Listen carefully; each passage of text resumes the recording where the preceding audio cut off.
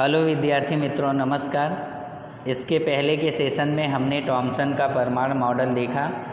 Thompson के अनुसार परमाणु धनावेशित गोले का बना होता है और इलेक्ट्रॉन उसमें धंसे हुए होते हैं। ऋणात्मक और धनात्मक आवेश परिमाण में समान होते हैं, इसलिए परमाणु वैद्युतीय रूप से उदासीन होता है, ऐसा थॉमसन का कहना था। थॉमसन के परमाणु मॉडल में कुछ कमियां रह गईं, जिसकी वजह से आगे रदरफोर्ड का परमाणु मॉडल अस्तित्व में आया। तो रदरफोर्ड के परमाणु प्रयोग के बारे में सबसे पहले हम ये समझेंगे कि ऐसा क्या कारण था कि रदरफोर्ड ने अपने परमाणु मॉडल के प्रयोग के लिए सोने की पत्ती और अल्फ़ा किरणों को ही पसंद किया। तो हम देखेंगे रदरफोर्ड का परमाणु मॉडल। अर्नेस्ट रदरफोर्ड ये जानने के इच्छुक थे कि इलेक्ट्रॉन परमाणु के भीतर कैसे व्यवस्थित होते हैं। उन्होंने एक प्रयोग किया। इस प्रयोग में तेज़ गति से चल रहे अल्फ़ा कणों को सोने की पन्नी पर टकराया गया।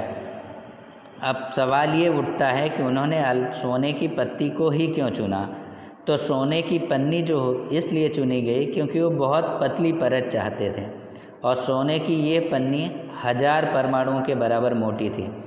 यहाँ पे गौर करने वाली बात है कि रदरफोर्ड ये चाहते थे कि उनकी परत सब पतली से पतली हो, इसलिए उन्होंने सोने की पन्नी को चुना और सोने की पन्नी जो थी 1000 परमाणुओं के बराबर मोटी थी। अल्फ़ा कण की खासियत क्या होती है? अल्फ़ा कण धनावेशित हीलियम कण होते हैं और ये धनावेशित होते हैं। चूँकि इनका द्रव्यमान 4μ होता है, इसलिए ये तीव्र गति से चल रहे अल्फ़ा कणों में बहुत पर्याप्त ऊर्जा होती है। तो रदरफोर्ड का ये अनुमान था कि अल्फ़ा कण सोने के परमाणु में विद्यमान अपरमाणु कणों के द्वारा विक्षेपित होंगे। चूँकि अल्फ़ा कण जो होते हैं प्रोटॉन से बहुत अधिक भारी होते हैं, इसलिए उन्होंने इनके अधिक विक्षेपण की आशा नहीं की थी।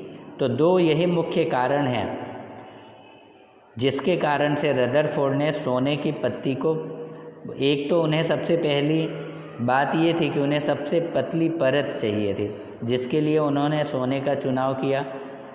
और दूसरा, उनको ऐसे अल्फ़ा कण चाहिए। अल्फ़ा कण इसलिए उन्होंने चुने क्योंकि अल्फ़ा कणों में तीव्र गति से चल रहे अल्फ़ा कणों में पर्याप्त ऊर्जा होती है और दूसरा वो प्रोटॉन से भारी थे। प्रोटॉन से भारी होने के कारण उन्हें ये आशा नहीं थी कि वो अधिक विक्षेपित कर देंगे, परमाणु को अधिक विक्षेपण कर देंगे, इसकी उन्होंने आशा नहीं की थी।